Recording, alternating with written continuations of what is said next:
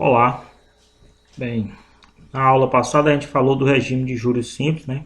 E eu falei para vocês que quando a gente vai ao banco, o banco nunca faz empréstimo no regime de juros simples, né?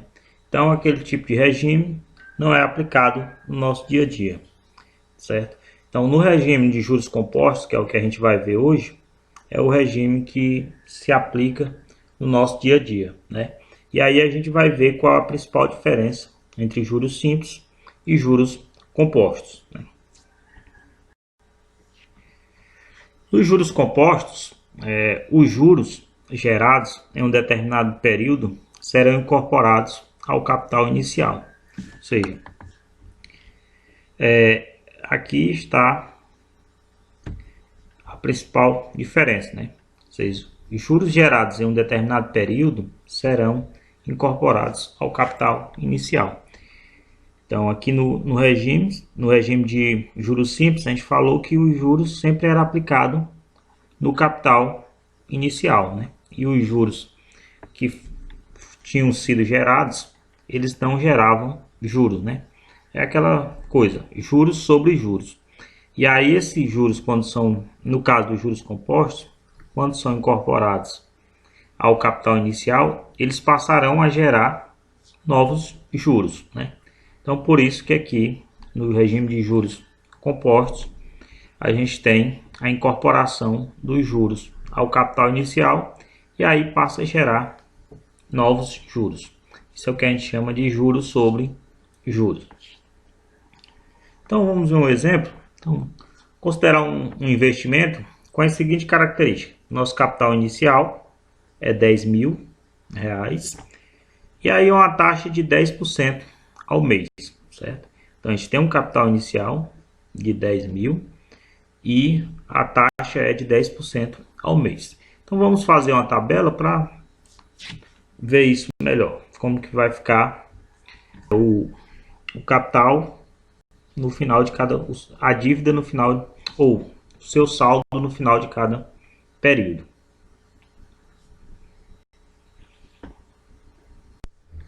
Então temos aqui a nossa tabela, né? A gente tem aqui o número de meses, né? Nessa coluna. A gente tem o juro ao mês nessa outra coluna, juros acumulados e o saldo, certo? Então vamos ver como foi feito essas contas, certo?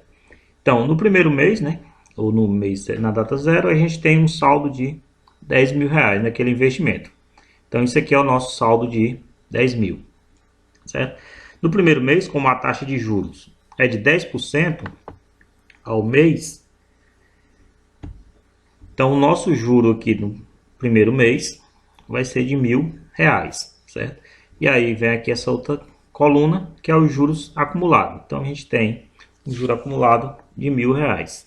E aí o nosso saldo agora é de R$ 11.000, ou seja, 10.000 que a gente tinha como capital inicial, mais R$ 1.000 de juros que foi obtido no primeiro mês. Então o nosso somatório aqui a gente tem R$ 11.000, certo? No segundo mês, o que a gente vai ter? Qual vai ser o juro do segundo mês? O juro do segundo mês vai ser o que? 10% aplicado em cima do meu saldo no mês 1, né? Então 10% de 11.000 vai dar 1.100. Então esse é o nosso juro no mês 2, né? Então temos aqui. Já o juro acumulado vai ser 1.100 mais 1.000 do mês anterior. Então 1.100 mais 1.000, a gente vai ter como juro acumulado 2.100. E aí o nosso saldo vai ser 12.100, certo? Então, nosso juro no mês 3, que vai ser nesse aqui, mês 3, vai ser 1.210. Por quê? Vai ser 10% em cima do saldo do mês anterior. Então, no mês anterior a gente tinha 12.100, né? Então, 12.100, 10% de 12.100 vai dar 1.210, certo? Então, esses 1.210 é o nosso juro no mês 3. E aí, somado 1.210 mais 2.100, a gente vai ter um total acumulado de 3.210. 10.310. E aí o nosso saldo agora vai ser o 10.000, né? Mais o juro acumulado que é 3.310. Então 10.000 mais 3.310 vai dar 3.310, né? Então esse é o nosso saldo no mês 3, né? No mês 3 a gente tem esse saldo. Então, no quarto mês a gente vai ter o quê? 10% desse saldo aqui, que é 13.310. 10% de 13.310 vai dar 1.331, certo?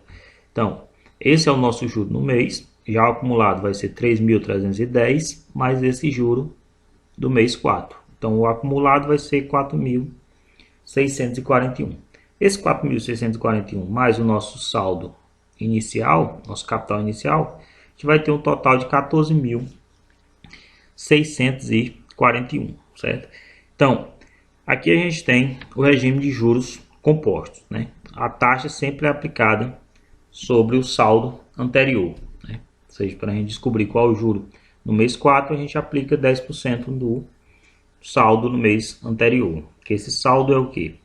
É os juros acumulados mais o capital inicial.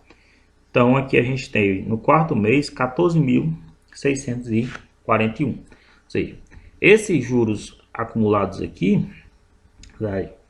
esses valores aqui, esses juros, eles passarão a gerar novos juros nos meses seguintes, né? Ou seja, 10% aqui, né? A gente tem um juro no mês 1 de R$1.000, 10% de 1.000 é 100. Ou seja, esse valor, esse R$1.000 aqui, que é o juro, já passou a gerar novos juros, né? Então, por isso que é juros sobre juros. Esse é o regime de juros compostos, né? E observe aqui que a gente tem 10.000, 11.000, aqui no saldo, 12.100, 13.310, 14.641. A gente tem esses valores, né? Observe que a diferença de um para o outro, ela não é constante, né? Em valores absolutos. Mas se a gente analisar, quando eu estou aqui em 10.000 para vir para 11.000, em valores relativos, essa diferença é sempre constante, né? Porque de 10.000 para 11.000, a gente multiplica por 1,1, né? Que é os 10%, que é o capital inicial, seria o capital inicial mais 10%. Ou seja, multiplicando esse 10.000 por 1,1, a gente vai ter 11.100. Se eu multiplicar 11.100 por 1,1, a gente vai chegar a 12.100. Então, de 12.100, se eu multiplicar por 1,1, a gente vai ter 13.310. 13.310 multiplicado por 1,1, vai ter 14.641. Ou seja, a diferença de valores de um mês para o outro, aqui no saldo, em valores absolutos, ela não é constante, mas em valores relativos, essa diferença é sempre constante, né? Ou seja, o que a gente percebe? Que isso aqui, o saldo dos juros compostos aqui, é uma progressão geométrica. Então, todos os estudos que a gente fez para progressões geométricas vale para a matemática financeira.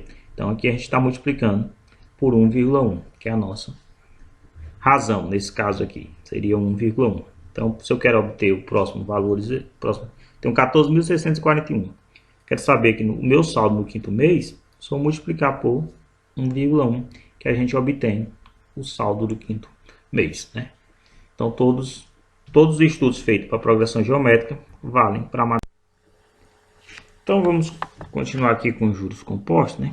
Vamos ver uma generalização do que a gente fez naquela tabela, certo?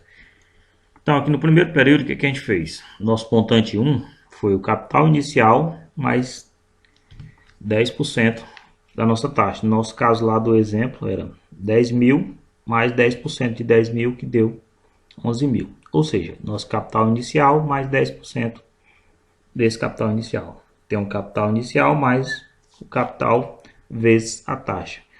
Colocando aqui o capital em evidência, pode reescrever como capital de 1 mais I. capital vezes 1 mais i. Ou, como eu falei no final, o saldo ali ficava multiplicado por 1 mais 1,1, né? Que era 1 mais a taxa. A taxa é 10%, no nosso caso do exemplo, seria 1 mais 0,1, que dá 1,1. E aí a gente multiplicando esse valor pelo capital inicial obteria 11 mil, assim como a gente falou, né? Então esse foi o nosso montante 1.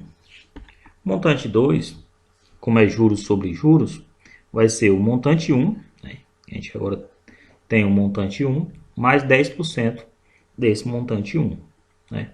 No nosso caso do exemplo, né? Seria 11 mil mais 10% de 11 mil, ou M1 mais M1 vezes a taxa. Esse é o nosso M2. Que a gente pode reescrever, né? Ou seja, o M2 aqui, a gente teria o capital vezes 1 mais i, ou seja, isso aqui é M1, né?